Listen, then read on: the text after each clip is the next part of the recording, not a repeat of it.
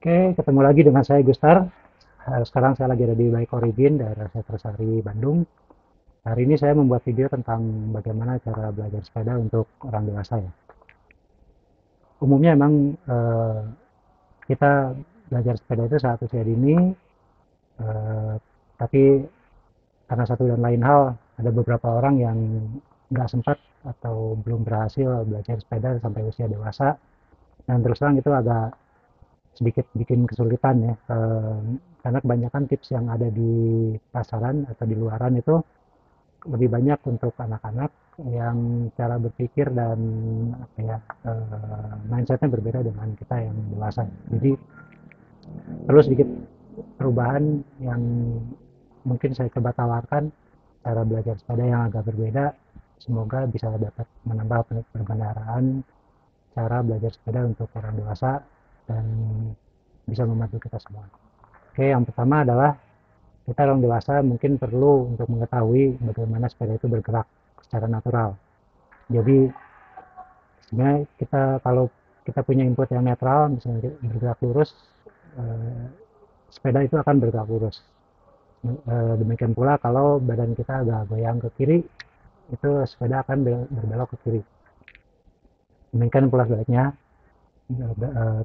badan kita ada di kanan, sepeda akan bergerak ke kanan ya. Kalau kita dorong secara lurus, sepeda akan berjalan lurus. Sekarang saya belokkan ke kiri, miring kiri, dia akan belok kiri.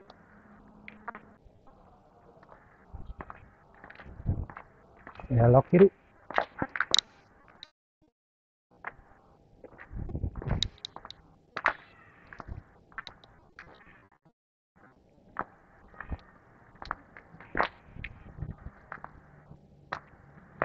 Radius putarannya sendiri ditentukan selain oleh sudut kemiringan dan kecepatan. Silakan coba aja, jangan takut jatuh, karena emang kita ini belum mulai naik di atas sepedanya.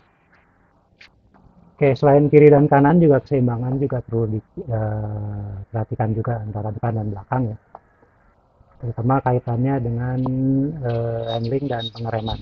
Di saat pengereman, badan pasti akan terdorong ke depan, akan sehingga mengganggu keseimbangan.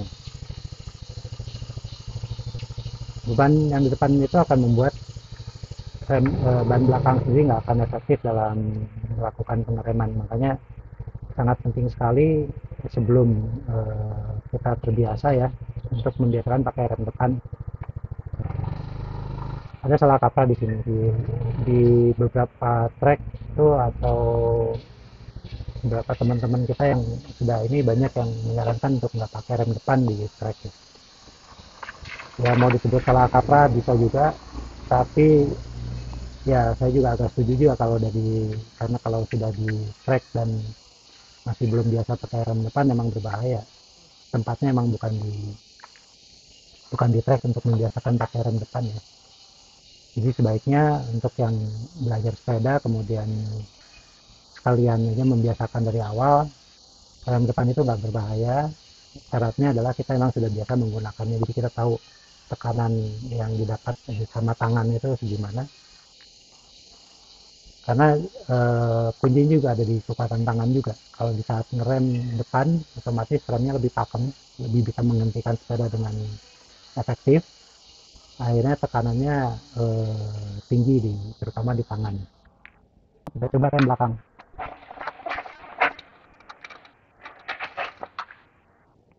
Ini kelihatan bahwa rem belakang itu nggak efektif ya. Tadi saya rem, dia cuma nyeret aja, terus emang enteng. Buktinya apa? Jadi saya angkat ke tangan. Ini kita emang ya, enteng lah, maksudnya cuman energi yang dari gerakan kita nggak banyak berkurang, tetap maju sepedanya, cuman nyeret. Jadi kita buang-buang uang buat ban dan komponen lainnya.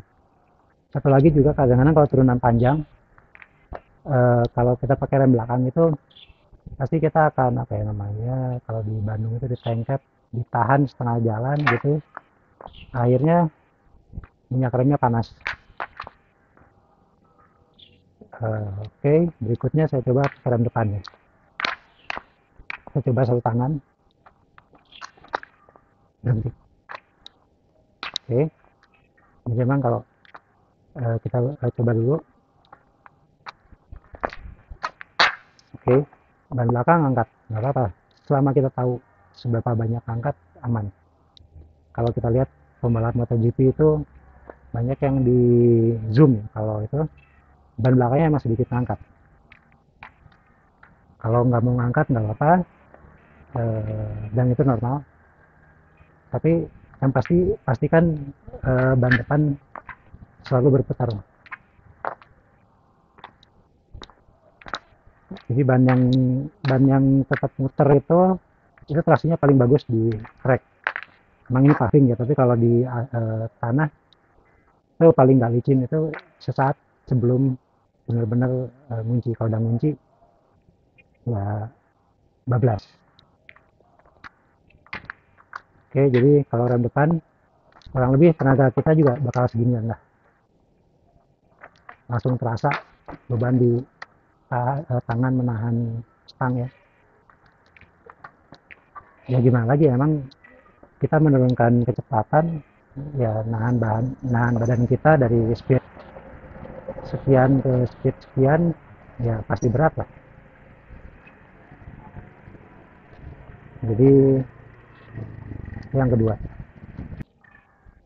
ada dua kemungkinan kenapa orang banyak yang celaka saat mengoperasikan rem depan. Itu adalah karena yang nomor satu, mungkin tangannya nggak kuat, jadi kolaps.